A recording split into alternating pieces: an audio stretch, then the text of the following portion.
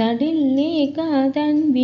तपनशशिवैश्वानरमयीं निषन्नां षण्णाम् आप्युपरि कमलानां तव कलां महापद्माडव्यां मृदितमलमायेन मनसा महान्तके पश्यन्तो तदधि परमानन्दलहरीं भवानी त्वं दाशे मयि विदरदिष्टिं च करुणाम् इदे स्तोतुं वाञ्छन् कथयति भवानी त्वमिति यः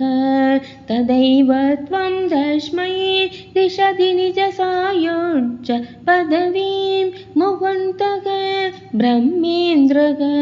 स्फुटमकुटनीराजितपदाम्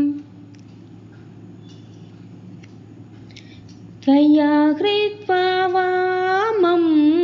वपुरपरितृप्तेन मनसा शरीरार्थं शम्भोरपरमभिषङ्गे हृतमभूत् यदेतद्वद्रूपं सकलमरुणापं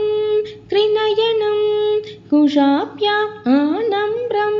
कुटिलशशिचूटालमकुटम्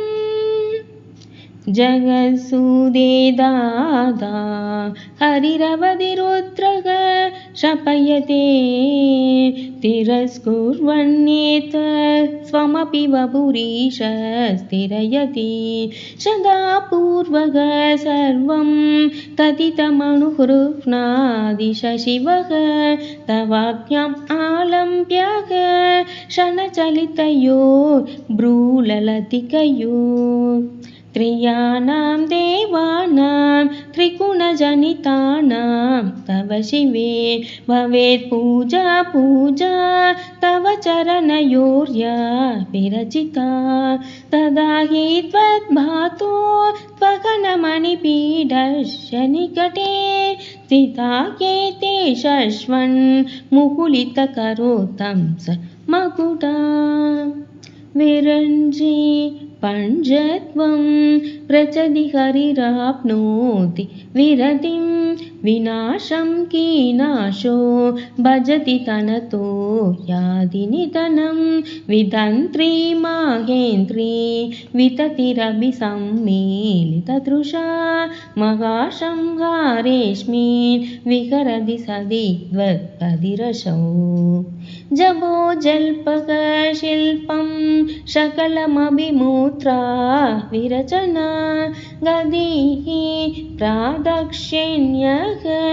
क्रमणमशनात्या बुद्धिविधि प्रणामः संवेशः सुखमखिलमात्मार्पणतृषा सपर्यायस्तव भवतु यन्मे विलचितम् सुधामप्यास्वाद्य प्रतिपयचरां मृत्युहरिणीं विपद्यन्ते विश्वे विदिशदमहात्याति विशतः करालं यत्वेलं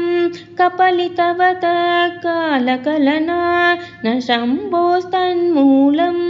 तव जननिताडङ्ग महिमा क्रीटं वैरिञ्जं परिहरपुर कैटपपितः कठोरे कोटीरे स्खलसि जहि जम्पारिमकुटं प्रणाम्रेष्वेदेषु प्रशपमुपया तस्य भवनं भवस्याप्युत्थाने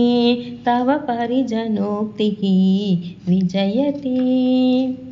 स्वतेहोद्भूताभिर्हृणिभिरनिमात्याभिरपितः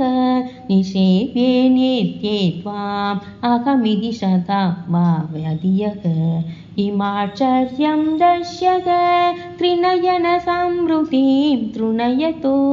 महासंवर्धाग्निर्विरचयति नीराजनविधिम्।